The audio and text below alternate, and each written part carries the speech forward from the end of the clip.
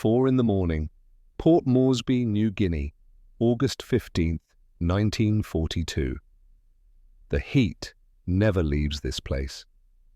Even before dawn, the air sits heavy, thick, like breathing through wet canvas. Major General Augustus Thorn doesn't sleep anymore. He sits at a plywood desk in a tent that smells of mildew and diesel fuel. Sweat stains darken his collar. His uniform hasn't been properly laundered in 3 weeks. Nobody's has. There are more important things than clean shirts when you're losing a war. On the desk, one photograph, sepia-toned, creased from handling, a young man in navy dress whites, Lieutenant David Thorn, 23 years old, dark hair like his father's, same stubborn jaw. The photo was taken 2 weeks before Pearl Harbor, before the USS Arizona became a tomb for 1,100 men, before Augustus Thorn became a man haunted by what he didn't do fast enough. He touches the frame just once, then pulls his hand back like it burned him. 6 o'clock brings the report he's been dreading. Major Reynolds delivers it personally. The young officer's face is grey. He's stopped sleeping too. Mission 23, sir. High-altitude precision bombing run. Target 3 Japanese destroyers, Solomon Sea. Thorn doesn't look up. Results? 19 bombs dropped from 20,000 feet. 0 hits. Closest impact? 270 yards off target. Our losses, Reynolds swallows. 3 bombers. Zeros caught them on the return leg. 18 men, sir. The tent goes quiet except for the sound of insects throwing themselves against the canvas.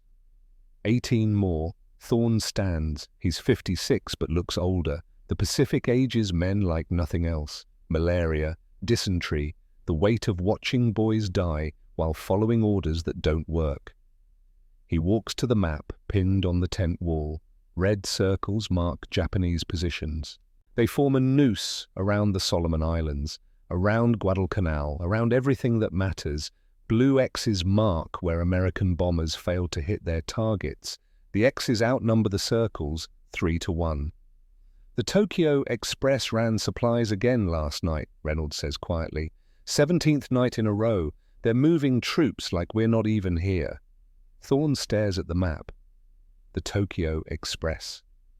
Japanese destroyers running at 30 knots, untouchable, unstoppable. Every night they bring men and ammunition to kill Americans.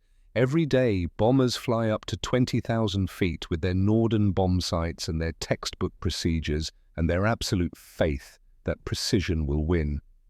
Every day they miss. Sir? Reynolds shifts his weight.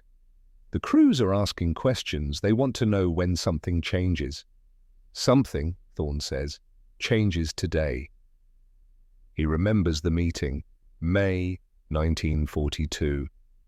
The Pentagon. Polished floors and certainty. The Joint Chiefs had gathered in a room where the air conditioning worked and coffee came in real china cups. Generals with fruit salad ribbons and theories about air power. None of them had watched bombs fall into empty ocean while enemy ships sailed on untouched. Thorn had stood before them with blueprints and calculations. Gentlemen, I propose we mount the M189 775mm field gun on the B-25 Mitchell bomber. Silence, then laughter. Colonel Dutch Kramer had led the response. Kramer, with his Harvard accent and his engineering degrees and his complete faith in mathematics. General Thorn, the recoil alone would tear the wings off. The physics are non-negotiable. The physics, Thorn had said the Titanic was unsinkable. More laughter, polite, dismissive. The vote was 9-1. Thorn had returned to his quarters that night and found the order waiting, typed on official letterhead, stamped and signed. Cease all non-standard weapons research, effective immediately, by order of the Joint Chiefs of Staff. He'd held that order over his desk lamp, watched the paper brown and curl, watched it burn. David's last letter had said it all, written 3 weeks before Pearl Harbor. Dad, somebody needs to think different. The old ways aren't working. By the time the brass figures it out, it'll be too late. 3 weeks later, David died when a torpedo opened the Arizona like a tin can. Now Thorne stands in a sweltering tent 8,000 miles from home, watching the same mistakes kill different boys. "Sir?" Reynolds is still waiting. Thorne turns from the map. His voice comes out quiet, dangerous. "Get me Dr. Walsh on the next flight from Brisbane and find Captain Sutherland." "Sutherland's in the stockade, sir." "I know, get him anyway." Midnight, August 16th. The supply depot sits at the edge of the airfield. Corrugated metal sheds guarded by 2 privates who smoke and complain about the mosquitoes. They don't notice the general who walks past wearing no rank insignia. Thorne moves between crates marked with stenciled letters, artillery shells, spare parts, things that won't be missed for weeks. He finds what he needs in Shed 7. 3M 1897 75mm field guns, 900 pounds of steel each, built to kill tanks and bunkers, designed to be bolted to the earth or mounted on armored vehicles weighing 30 tons, never meant to fly. Thorne runs his hand along the barrel, cold metal, unforgiving. He thinks about David, about the 18 men who died today, about how many more will die tomorrow if nothing changes. He pulls out the requisition forms he prepared. The forms are perfect. Official stamps, authorization codes, everything correct except one detail. The signature isn't his superior's. It's Thorne's own hand, practiced for hours until the forgery became flawless. This is treason. Court-martial at minimum. Execution if they want to make an example. Thorne signs all 3 forms. By dawn, the guns are crated and marked for artillery training exercises. The trucks roll out before anyone asks questions. Dr. Theodore Walsh arrives on the afternoon flight from Brisbane. 52 years old, MIT-trained, civilian contractor. He's supposed to be improving bomb-fusing mechanisms. Safe work. Theoretical. Instead, Thorne meets him on the runway and says 6 words. "I need you to make cannons fly." They walk to the maintenance hangar. It's 110 degrees inside. The B-25 Mitchell sits like a wounded bird, its glass nose catching the light. Walsh stops, stares. "You're serious?" "Completely." "General, the recoil from a 75mm will be 12,000 pounds of force, I know. The airframe is rated for 8,000 maximum." Walsh removes his glasses, cleans them, puts them back on like he's hoping the aircraft will disappear. This is mathematically impossible. So was splitting the atom. Thorne crosses his arms. "We're doing it anyway." "Why me?" Thorne pulls a folder from his jacket, opens it. Inside, a single name. Ensign Peter Walsh, U.S. Navy. Died December 7th, 1941, USS Arizona. The color drains from Walsh's face. "Your son and mine died on the same ship. Same day. Same explosion." Thorne's voice drops. "They died because nobody questioned whether the old methods still worked. I'm done not questioning." Walsh's hands shake. He closes the folder. "How much time do we have?" "Pentagon investigators arrive in 2 weeks. We need a working prototype before then." "That's insane." "Yes." Thorne meets his eyes. "Are you in?" Walsh looks at the bomber, at the 75mm gun waiting in its crate, at the future and the past colliding in this sweltering hangar. 2 weeks, he says. "If the math doesn't work, we stop." They shake hands. Neither mentions that stopping was never really an option. The work begins that night. First, remove the glass nose, the bombardier's station with its optical bomb sight and plexiglass canopy. All of it comes off, sword and pried and discarded, in its place steel. 1/4-inch armor plate welded into a blunt snout. The cannon slides forward, 900 pounds of violence mounted where precision instruments used to sit. The breech sits so close to the pilot's seat that he could reach out and touch it. The aircraft immediately tips forward, nose heavy. Dangerous. Walsh runs the calculations. We need 600 pounds of ballast in the tail. Lead weights? Anything. Lead, sandbags, prayers. 600 pounds or this thing lawn darts on takeoff. Mechanics bolt lead bars into the tail section. Rough, ugly. The aircraft sits level again but looks wrong, unbalanced, like something that should never leave the ground. The hydraulic recoil system takes 3 days to design. Walsh works around the clock. Coffee and cigarettes and differential equations. The math fights him at every step. The gun fires, he explains to Thorne on day 4, and transfers 12,000 pounds of force into an airframe designed for 8. Something has to give. Make it give slowly. That's not how physics. Make it work, Theodore. Walsh designs a buffer system, hydraulic pistons that absorb the shock over 6 inches of travel instead of instantaneous impact. It might work, it might explode. The math says both are equally possible. On the 5th night, Walsh finds Thorne alone in the hangar. The general sits on a toolbox, staring at the modified bomber. In his hands, David's photograph. Second thoughts? Walsh asks. Thorne doesn't look up. Every second. We can stop. Tell Pentagon it was explored and rejected. And then what? Watch more boys die while we follow procedures that don't work? Thorne sets the photo down. David's last letter said somebody needed to think different. I didn't act fast enough. He paid for that. This won't bring him back. No. Thorne stands. His voice hardens. But it might keep somebody else's son alive. That's enough. Walsh nods slowly. Peter would have liked you. David would have liked you too. They stand together in silence. 2 fathers, 2 ghosts, 1 impossible machine. I'm going to make it work, Walsh says finally. Not because the math says I can, because Peter and David deserve better than what killed them. The next morning, Walsh submits his final calculations.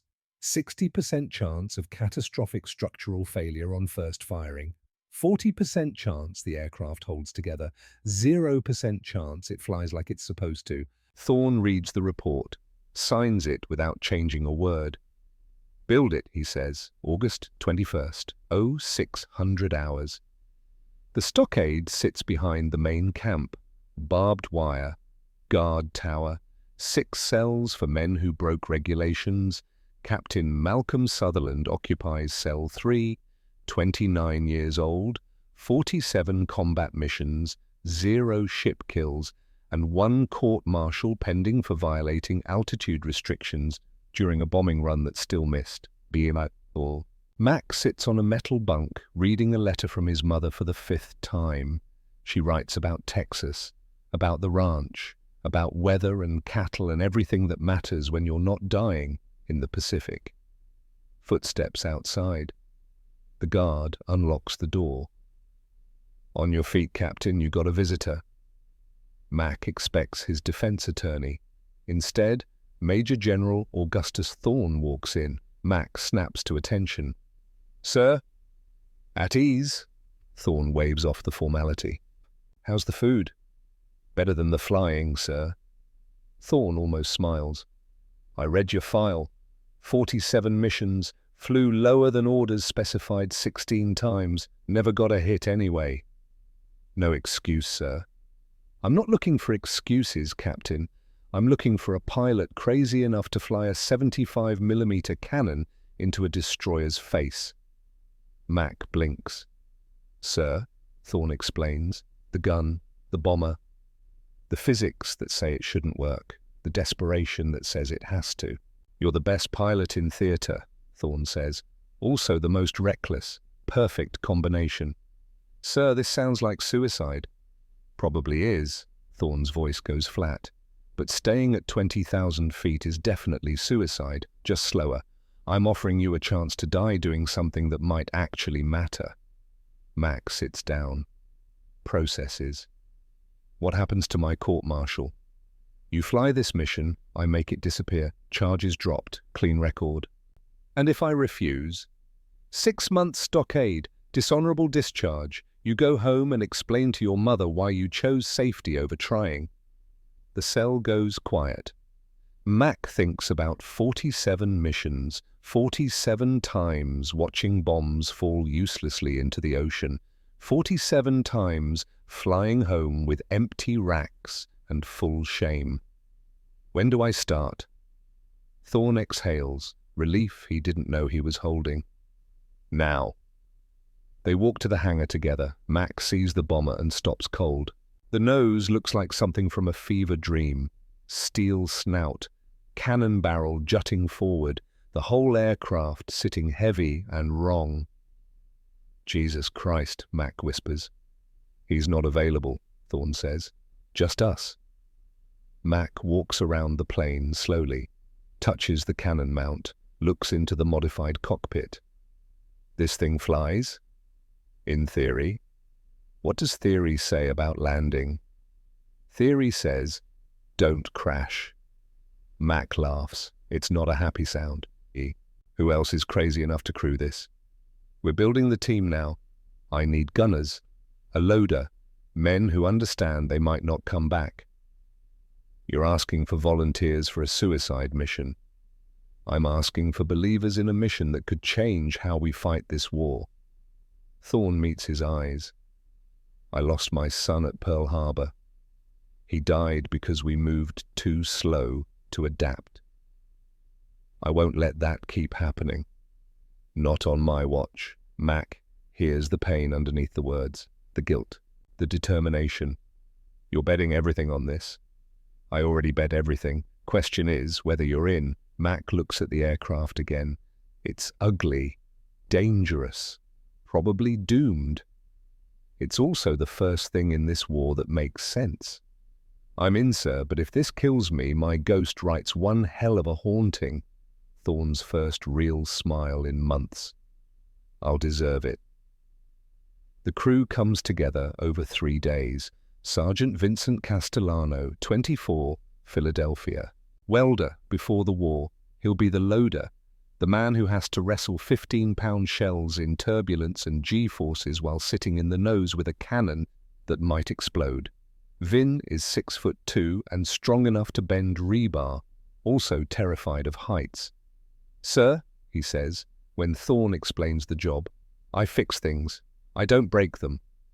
War doesn't care what you fixed back home, Thorne says. Question is, what you'll do now? Vin thinks about his wife, 8 months pregnant, waiting in Philadelphia for news that might never come. How much does this pay? Standard hazard rate, plus I'll personally write your family if the worst happens. Sir. Vin's voice cracks slightly. Why me? Because you're strong enough to do the job and smart enough to know what it costs. That's the man I need. Vin signs on. Lieutenant Frank Rhodes becomes co-pilot for Gunship 2. Texas ranch country, steady hands, quiet voice. The kind of man who does his job without complaint and never asks for recognition. The rest of the crews fill in. Gunners, navigators, radio operators. 48 men total across 4 aircraft. Thorne meets with each one personally, learns their names, their hometowns, what they left behind. He writes their names in a notebook he keeps in his jacket pocket, right next to David's photograph. If they die, he'll remember who they were. August 25th, evening. The telegram arrives during dinner. Reports of unauthorized weapons testing received. Explain within 48 hours. Pentagon investigation team deploying August 29th. Dutch Kramer, Colonel. Thorne reads it twice, then holds it over a candle until it catches fire. Walsh sees him do it. Bull, they're coming. I know. We need 2 more weeks minimum before... We have 4 days. Thorne drops the burning telegram into an ashtray. We fly August 29th. 0500 hours, ready or not. The hydraulics aren't tested. The gun might fail on first shot. The entire airframe could... I know the risks, Theodore. I also know what happens if we wait. Thorne turns to face him. Pentagon shuts us down. Court martials me, sends you home. Boys keep dying. David and Peter stay dead for nothing. Walsh takes off his glasses, rubs his eyes. 4 days isn't enough time. Then we make it enough. You're gambling 12 lives on an untested weapon. I'm gambling 12 lives to save thousands. Thorne's voice drops. I already lost my son to hesitation. I won't lose other people's sons to the same mistake, not when there's a choice. And if we're wrong, if it fails, then I take responsibility. Every death, every consequence mine to carry. Thorne puts his hand on Walsh's shoulder. But we're not wrong. We can't be. There's too much riding on this to be wrong. Walsh looks at the modified bomber, at the cannon waiting to prove impossible things possible. 4 days, he says finally. God help us all. That night, Thorne visits the crew quarters. Mac and the others are playing cards. The game stops when the general walks in. Tomorrow we start final prep, Thorne says. Mission is August 29th, pre-dawn launch. Silence. Vin speaks first. Sir, is it ready? Thorne doesn't lie. No, but it's all we've got. He looks at each man, these 48 lives he's betting, these names in his notebook. I want you to know what you're flying into. The hydraulics are untested. The cannon might tear the plane apart. The Japanese will shoot back. Some of you might not come home. Mac sets down his cards. Permission to speak freely, sir? Granted. Why are we doing this, really? Thorne pulls out David's photograph, shows them. My son died 8 months ago because we were too slow to change. I'm done being slow. I'm done watching good men die for procedures that don't work. He puts the photo away. This mission is a gamble, but doing nothing, that's not a gamble, that's a guarantee. Guaranteed that nothing changes, guaranteed that more of you die the same way. He meets each man's eyes. I'm asking you to trust me, to risk everything on an idea that might fail. I can't promise you'll survive. I can only promise that if this works, it matters, it changes how we fight, it saves lives. The silence stretches. Then Vin stands. I'm in, sir. Frank Rhodes nods from across the room. Me too. One by one, they all stand. Mac last. Sir, if this kills us, you're giving the eulogy. Deal. Thorne leaves them to their card game. His hands shake slightly as he walks back to his tent. 4 days until everything changes. 4 days until he proves the Pentagon wrong or dies trying. 4 days until Augustus Thorne breaks every rule or becomes another casualty of following them. He sits at his desk, picks up David's photograph one more time. I'm doing this for you, he whispers. I hope to God I'm right. Outside, the Pacific night swallows the words. Tomorrow, the real work begins. August 27th, 6:15 in the morning. The runway shimmers in the heat already. Dawn breaks red over Port Moresby, and the modified B-25 sits at the end of the strip like something that shouldn't exist. Augustus Thorne stands in the command post, radio headset clamped over greying hair, hands gripping the table edge hard enough to make his knuckles white. He cannot fly this mission. Too old. Regulations. The irony isn't lost on him, breaking every rule except the one that keeps him on the ground. So he watches and listens and prays to a God he stopped believing in when David died. Mac's voice crackles through the radio. Tower, this is Gunship 1, pre-flight complete, ready for takeoff clearance. Gunship 1. They haven't earned that name yet. First, they have to survive. Cleared for takeoff, Thorne says, his voice steady, despite everything. Execute Test Protocol Alpha. Copy. Beginning roll. Through binoculars, Thorne watches the bomber move. Slow at first. Too slow. The weight. The modifications. Everything wrong about this aircraft shows in how it struggles down the runway. 1,500 feet. 2,000. 2,500. The nose lifts, barely. 3,200 feet of runway and the wheels finally leave asphalt. The climb rate is pathetic, 500 feet per minute. A standard B-25 does 1,200. This is not a standard B-25 anymore. Walsh stands beside Thorne. The engineer hasn't slept in 40 hours, coffee stains on his shirt. Calculator in one hand, rosary in the other. Hydraulics showing yellow, Mac reports. Oil pressure in the caution range. Proceed to target, Thorne says. Walsh grabs his arm. Bull, we should scrub. Those readings are exactly what the math predicted. Thorne doesn't take his eyes off the aircraft. We knew it would run hot. Question is whether it holds. And if it doesn't, then we learn something. The target sits 15 miles offshore, a coral reef marked with orange buoys. No people, no ships, just rock and water, and the question of whether physics will bend or break. 6:47. Approaching target, Mac says. Beginning attack run. Thorne can't see the bomber anymore, just a speck against blue sky. Everything happens through voices and static. Altitude 2,000 feet, descending to attack profile. Inside that speck, Mac in the pilot seat, hands tight on the yoke. Frank Rhodes beside him calling numbers. Vin Castellano in the nose with the cannon, wrestling a 15-pound shell into the breech. Vin's voice comes through, young, scared. Gun loaded. Jesus, this thing is huge. Stay focused, Mac says. 30 seconds to firing point. Thorne closes his eyes, sees David's face, sees the Arizona burning, sees 18 men who died yesterday. Opens his eyes, grips the radio tighter. Fire when ready. 20 seconds of silence, then the world changes. Mac's voice, tight, controlled panic. Cannon away! Christ! Losing altitude! Nose drop! Can't hold! The radio fills with noise, alarms, warnings, the sound of metal under stress that shouldn't be under that stress.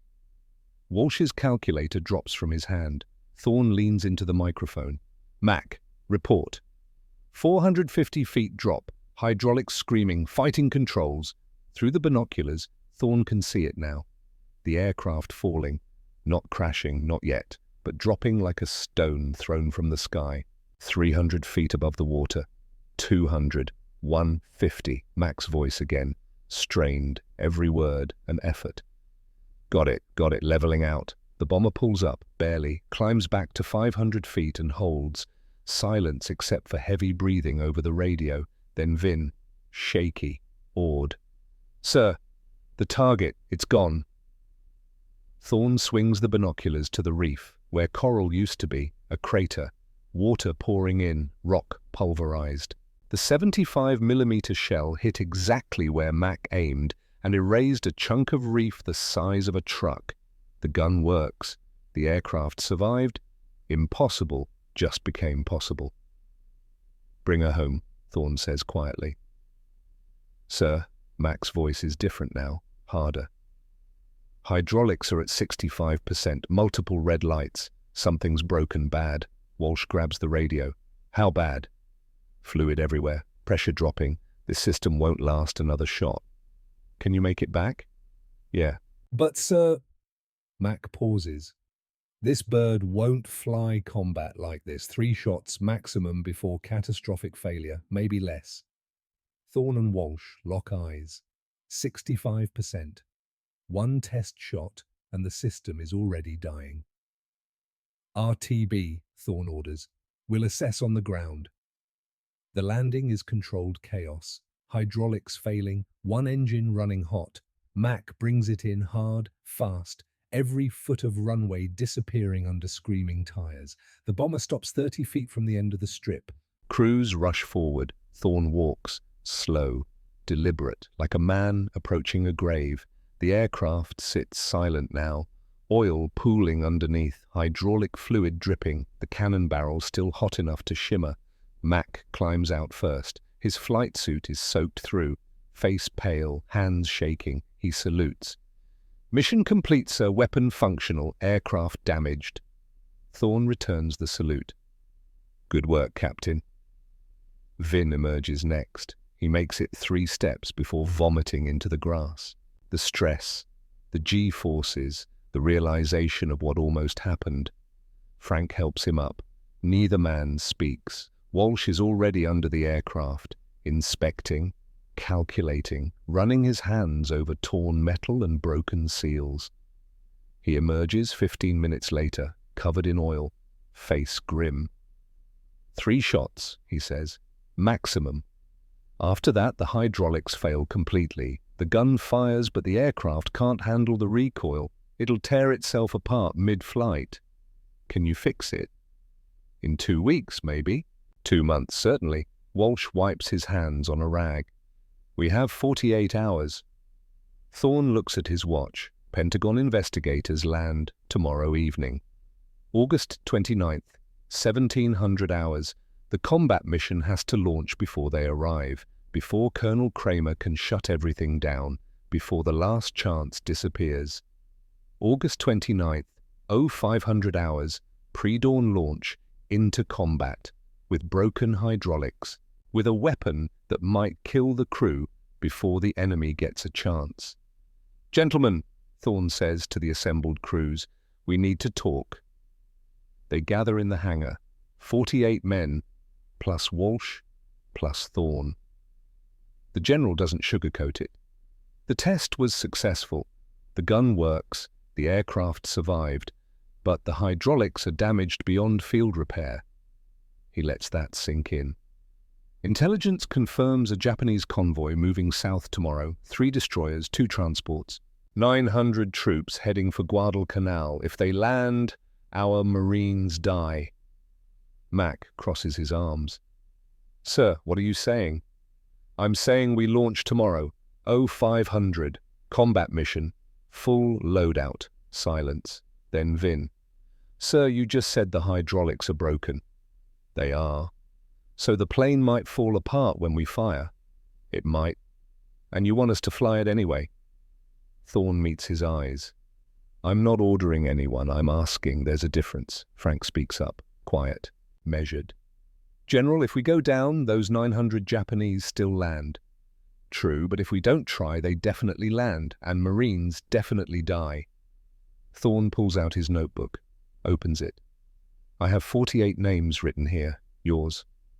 I promised myself I'd remember everyone I asked to do this.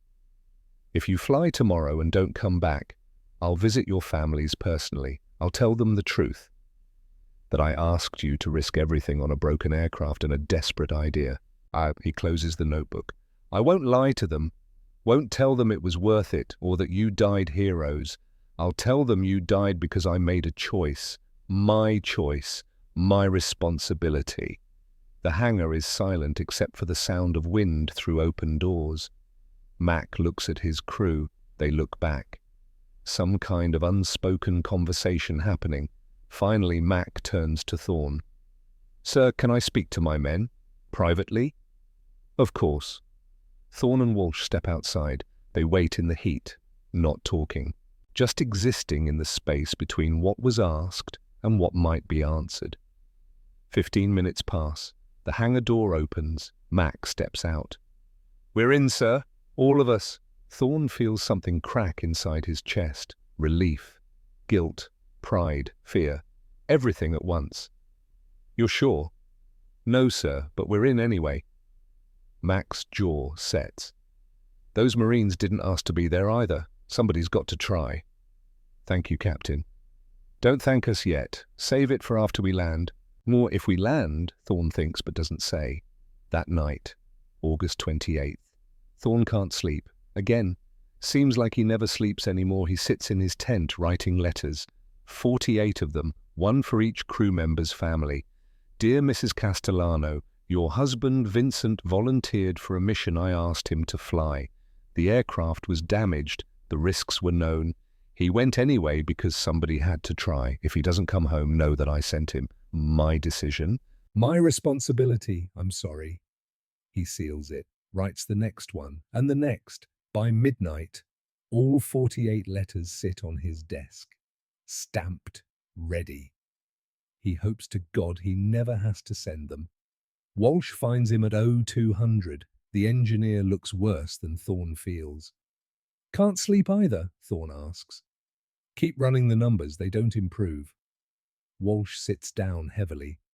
Bull, we're sending them into a death trap. We're sending them into a chance. A chance built on broken hydraulics and hope. Hope and necessity. Thorne pours 2 glasses of whiskey from a bottle he's been saving. Hands one to Walsh. Peter and David didn't get a chance. Someone decided procedures were more important than adapting. I won't make that mistake. And if we're wrong, if they all die, then I live with it, every day, every name. Thorne drinks. But if we don't try, Marines die for certain. The Tokyo Express keeps running. Nothing changes. At least this way, something might.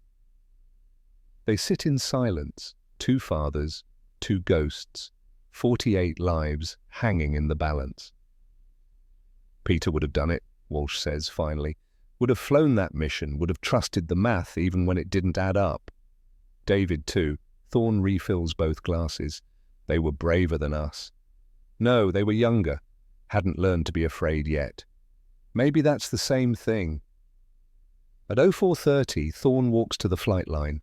The crews are already there, running final checks, loading ammunition.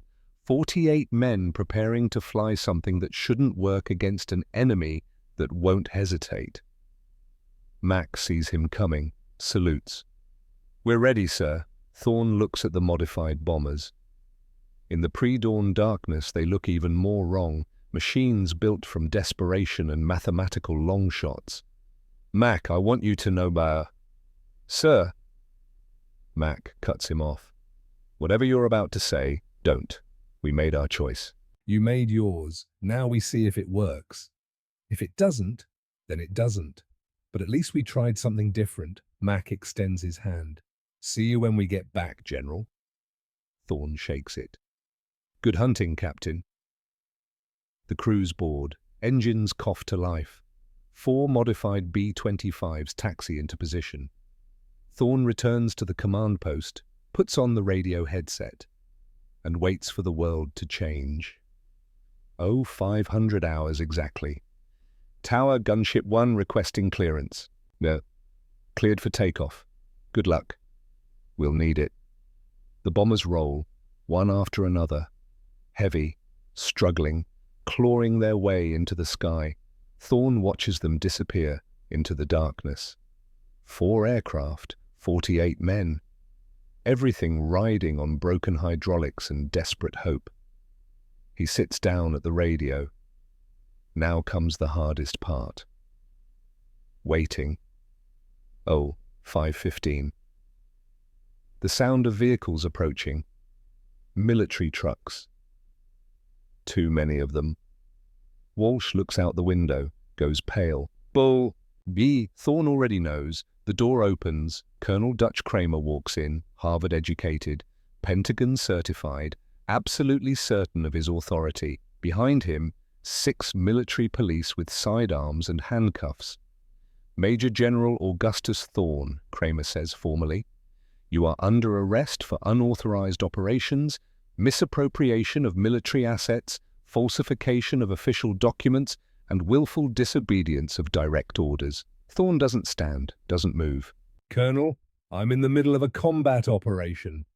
An illegal operation. That ends now. Kramer nods to the MPS. Take him into custody. In 3 hours.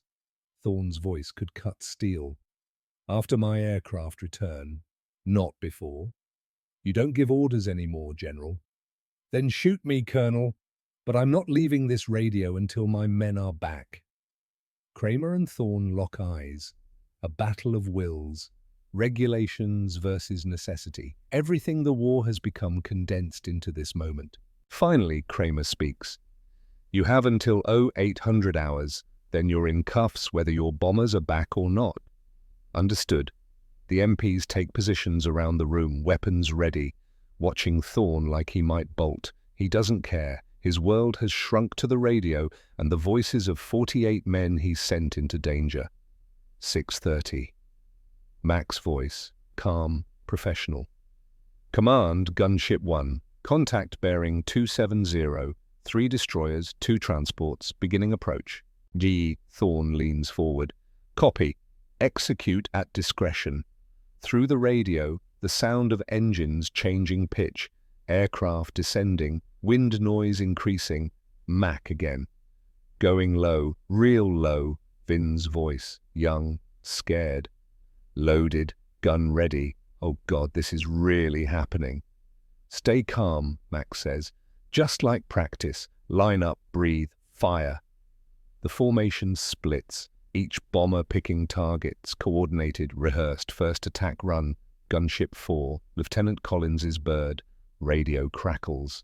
Target locked, closing to 800 yards, taking fire. Sound of machine guns, theirs and the enemy's, tracers both ways. Then the cannon, even through the radio, Thorn can hear it, feel it. A sound that doesn't belong in the sky. Miss! Shot went wide, target maneuvering, coming around for second. Gunship 2, Frank Rhodes, co-piloting. 600 yards, steady, firing. The boom. Hit! She's bleeding. Smoke from the bow. Hydraulics damaged. We're hurt, but flying. Thorn grips the radio. 2 shots fired. 1 miss. 1 hit. Not enough. The Japanese are reacting now. Evasive maneuvers, anti-aircraft fire intensifying. This is the moment. This is where procedures say pull back, regroup, try again later. Procedures have failed for 8 months. Mac's voice. Different now, harder. Gunship 1 going in, closing to 200 yards. Walsh gasps. That's suicide range. Yee, that's effective range, Thorn says quietly. Radio noise, alarms, warnings, flak bursting, tracers ripping past. 180 yards, taking hits, starboard engine hit, compensating, Vin screaming, loaded, gun ready, Mac, ice cold. Steady, steady. The sound, not just the cannon firing, the sound of everything that comes after, recoil slamming through the airframe, metal screaming, hydraulics dying. 9 seconds of silence, 9 seconds where Thorn doesn't breathe, doesn't move. Doesn't exist except as prayer. Then Mac, breathless, triumphant, disbelieving. Direct hit! She's breaking apart. Destroyer is breaking in half. Secondary explosions. She's going down. Walsh jumps up. They did it. They actually... Different voice cuts through. Gunship 3, Lieutenant Morrison. Terror replacing training. Controls not responding. Hydraulics completely gone. We're losing altitude. Thorn's blood turns to ice. Morrison, status. They can't pull up. Altitude dropping fast. Morrison, do you have... Static. White noise. Then nothing. 6 men. Lieutenant Morrison. His co-pilot, his crew, gone.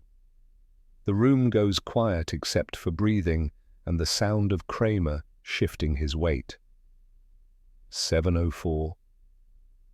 The arithmetic of war. 1 destroyer sunk. 6 Americans lost.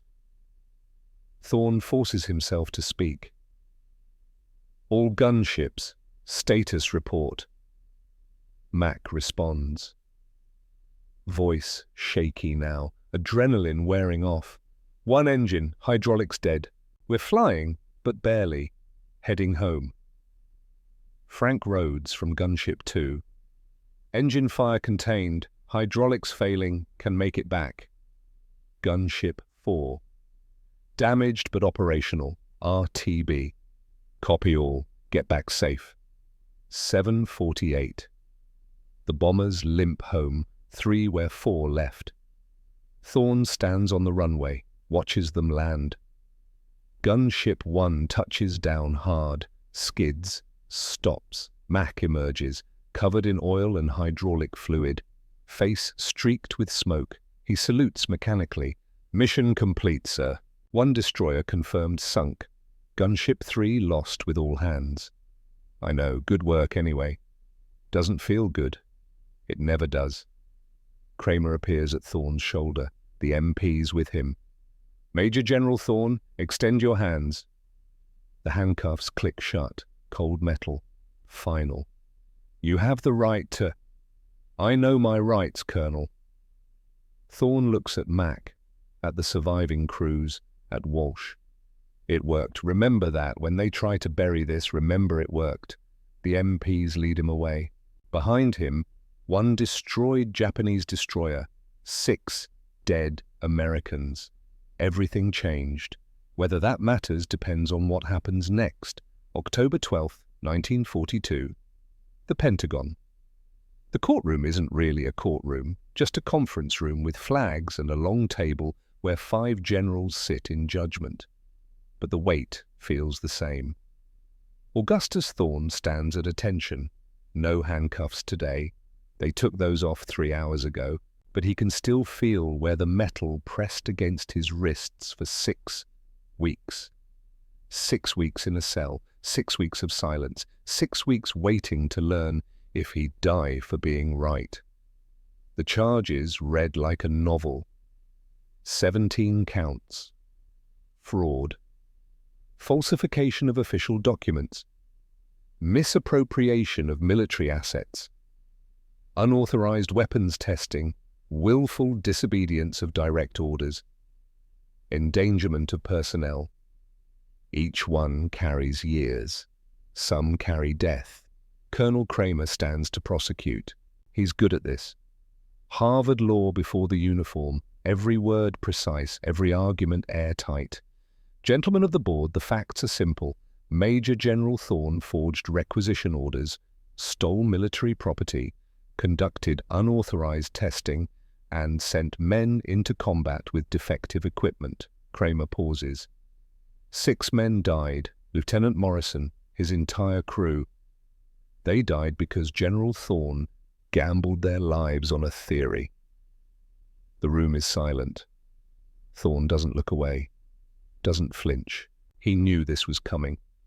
The accused claims necessity, Kramer continues, claims his innovation saved lives, but necessity does not override law, does not excuse fraud, does not justify sending men to their deaths in experimental aircraft. Kramer presents the evidence. Documents, testimony, math proving the hydraulics were damaged, proving Thorne knew, proving he sent them anyway. It's damning. All of it. Then the defense speaks. Thorne's attorney is a captain named Williams, young, nervous, completely outmatched. But he has something Kramer doesn't. Gun camera footage. The room darkens. A projector clicks on. Grainy black and white. The view from Gunship One's nose camera. The ocean. The destroyer. Growing larger, closer. Tracers reaching out like fingers trying to swat them from the sky.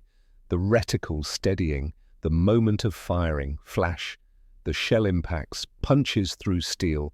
Detonates inside. The destroyer doesn't just take damage, it breaks. The hull splits. Crew scrambling. Water rushing in.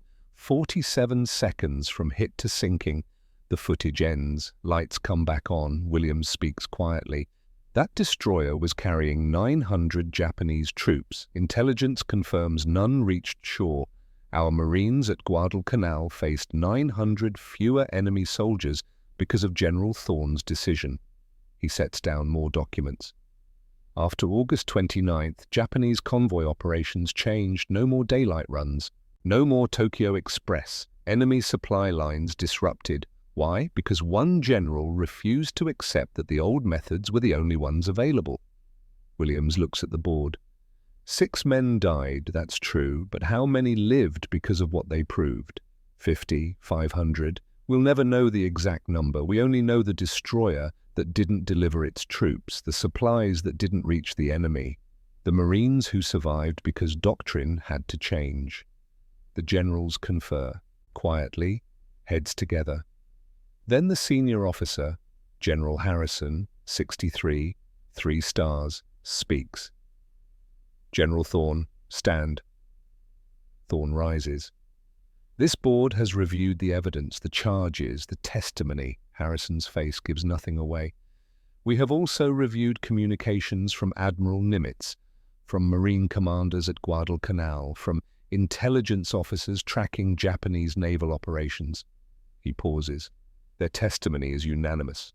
Your innovation altered the course of operations in the Southwest Pacific, saved American lives, changed how we prosecute this war. Thorne feels something loosen in his chest, not relief, not yet. However, Harrison's voice hardens. You violated direct orders, forged documents, misappropriated government property, endangered personnel with defective equipment. These are not minor infractions. The room holds its breath. This board finds you guilty on all 17 counts. The words land like bombs. Thorne doesn't move, doesn't react, just stands there taking it.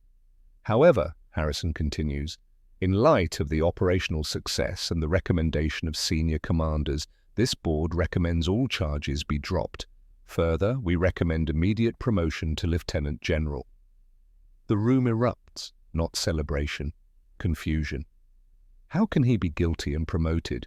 Kramer shoots to his feet. Sir, with respect, sit down, Colonel. Harrison doesn't look at him. He's looking at Thorne. General Thorne, you broke every rule. You gambled lives. You deserve court-martial, and you're getting a promotion. Because sometimes, rarely, but sometimes, being right matters more than being obedient. He stands. The other board members follow. Charges dropped. Promotion approved. You return to duty, effective immediately. Thorne should feel victorious, vindicated, proven right. Instead, he feels hollow. Sir, he says, I don't want a promotion. The room goes silent. Harrison blinks. Excuse me? The promotion. I don't want it. Thorne's voice is steady. I don't want recognition.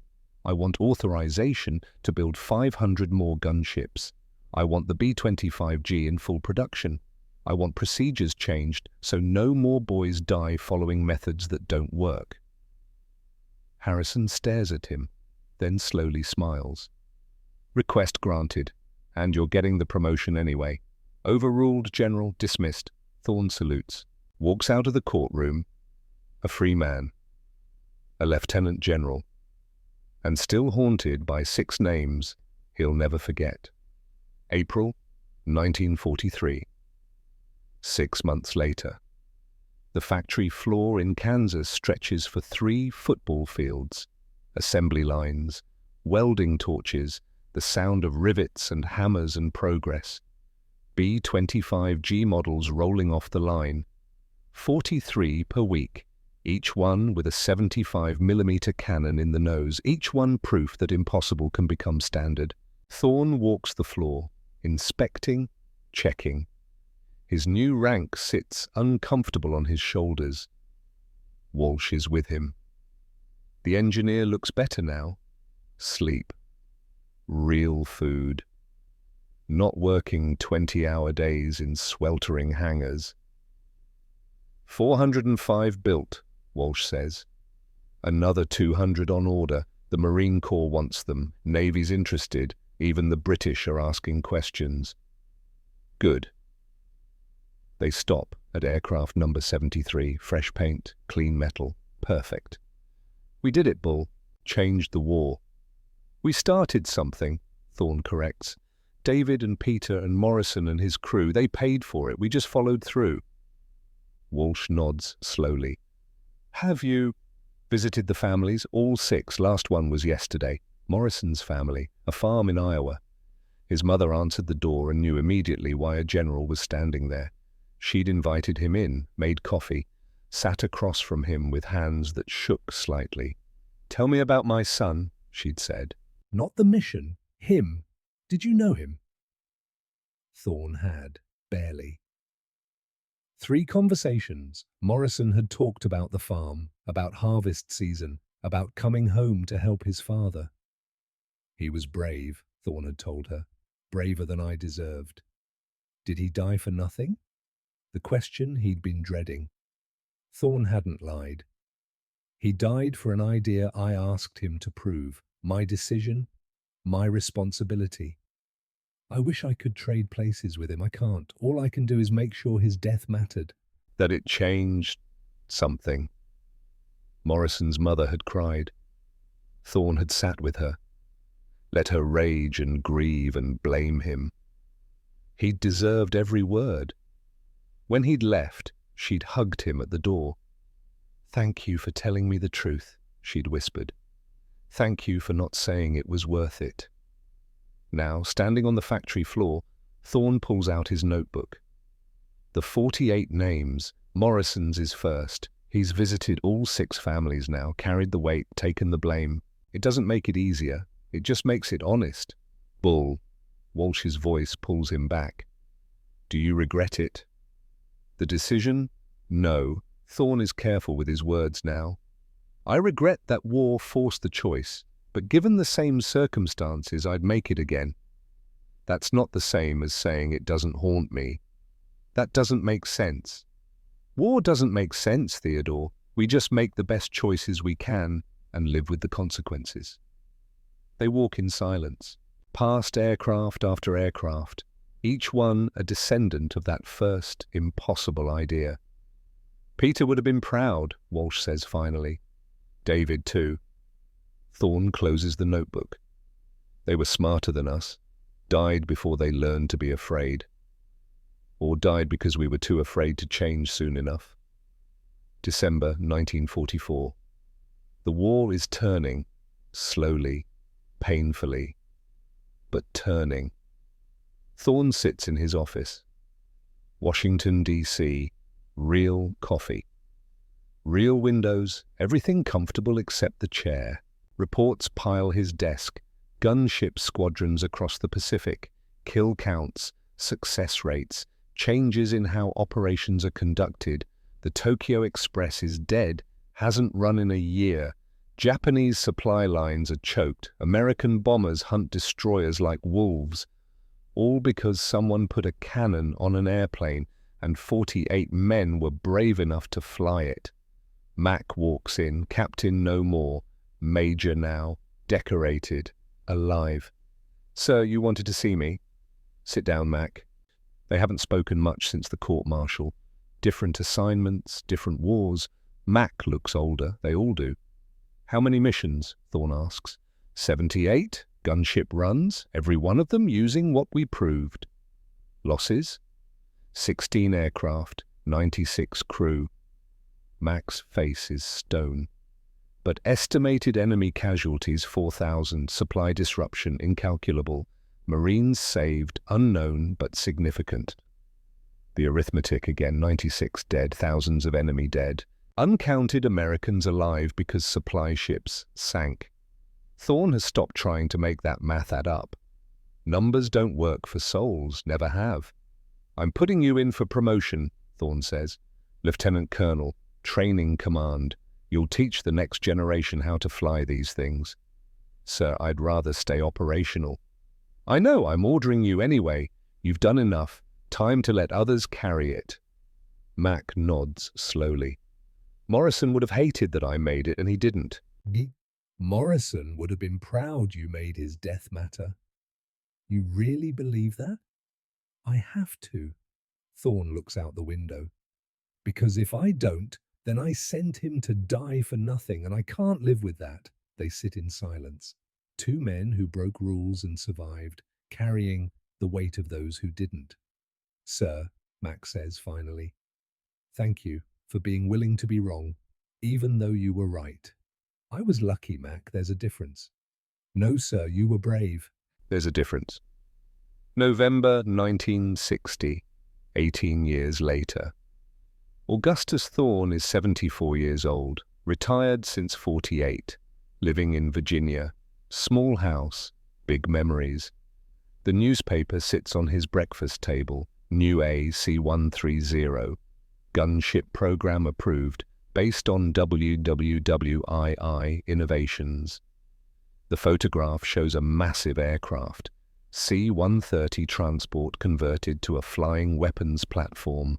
Cannons, howitzers, firepower that would have seemed impossible in 42, but it's not impossible anymore. Someone proved it could work. "Knock at the door," Thorne answers slowly. Age has bent his back, arthritis in his hands. But his mind is sharp. Malcolm Sutherland stands there, 47 years old, Brigadier General, decorated, distinguished. Mac, sir, thought you'd want to see this. Mac holds up a folder. Inside, technical specifications, deployment plans, the AC-130 program. They're calling it a gunship, Mac says. Direct lineage from what we flew. We didn't fly it, you did. I just watched. You made it happen. They sit on Thorne's porch. Two old soldiers, 18 years of peace between them and the war. How many of the original crew are left? Thorne asks. Vin Castellano, still in Philly. His daughter married young. He's a grandfather at 42. Frank Rhodes, ranching in Texas. Me. The rest. Mac trails off. Dead. Disease. Accidents. Time. The war took 6. Peace took the others. I visit Morrison's grave every year, Mac says. Tell him what we did, how it mattered. Does it help? No, but I do it anyway. Thorne understands. He's done the same. Different grave. There's something I never told you, Mac continues. That morning, August 29th, before we took off, Morrison pulled me aside, said if he didn't make it, tell his mother he wasn't afraid. Was he? Terrified. We all were. Mac smiles sadly. But he flew anyway. That's the only kind of bravery that matters. They watch the sun set. Virginia hills. Peace. Do you regret it? Mac asks, knowing what it cost. Thorne doesn't answer right away. Thinks about David. About Morrison.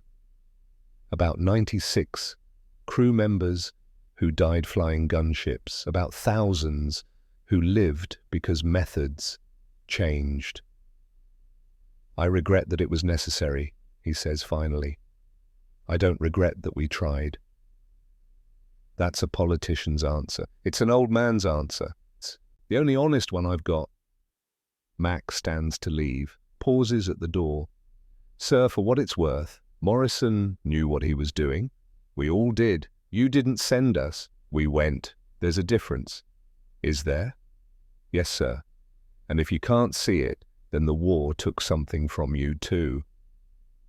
After Mac leaves, Thorne sits alone, thinking, remembering. The next morning he drives to Arlington. The cemetery spreads across hills, white stones, thousands of them, each one a name, a life, a story.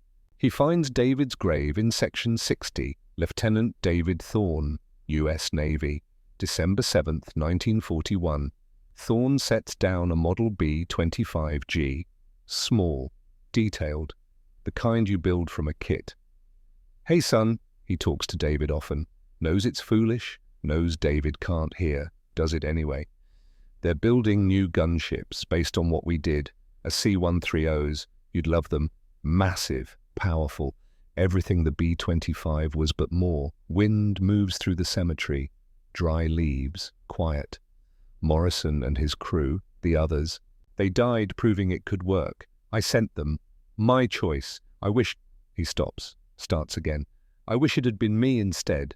But it wasn't. He lived. They didn't. That's the arithmetic. Unfair. Final. I hope you'd be proud. I hope you'd understand why I did it, why I broke every rule. Thorne's voice cracks slightly. Your last letter said somebody needed to think different. I was just too slow to listen. He sits on the grass. Old man. Old grief. 6 boys died the first mission. 96 total by war's end. But thousands came home because of what we proved. He pauses. The math doesn't work for souls. I've stopped trying to make it balance. A young couple walks past, military, visiting someone. They don't see the old general talking to a gravestone. Or maybe they do and understand. I'm 74 now. Won't be around much longer, but the idea lives. That's something. When rules kill more than they save, break them. Find a better way. Don't wait for permission. He touches the headstone. I love you, son. I'm sorry I didn't listen sooner. I'm sorry about Morrison and the others. I'm sorry. War makes us choose between bad options and worse ones. He stands slowly, joints protesting. But I'm not sorry we tried. That's the only thing I'm sure of anymore. Thorne walks away, leaves the model plane on the grave. Behind him, rows of white stones, names, stories, the cost of every choice ever made in war. Ahead, the exit, the living world, what remains. He doesn't look back. Closing title cards, Major General Augustus Bull Thorne's B-25 gunship program, August to December 1942. 6 prototype aircraft, 387 confirmed enemy kills, 47 ships sunk. The B-25G entered production March 1943, 405 aircraft built by war's end. 96 American airmen died flying gunships, estimated enemy supply disruption incalculable. The 6 airmen lost August 29, 1942 are honored at the National Air Force Museum alongside the aircraft they proved could fly. General Thorne retired 1948, died 1967, age 81. His final words, recorded by his aide, "Tell them the truth. Tell them boys died. Tell them it mattered. Tell them I'd make the same choice again." The AC-130 gunship, direct descendant of Thorne's innovation, remains in service today. Final quote, carved at the Air Force Museum. Rules exist to serve victory. When they prevent it, a leader's duty is clear. Change the rules or change the war. Lieutenant General Augustus Thorne, 1943.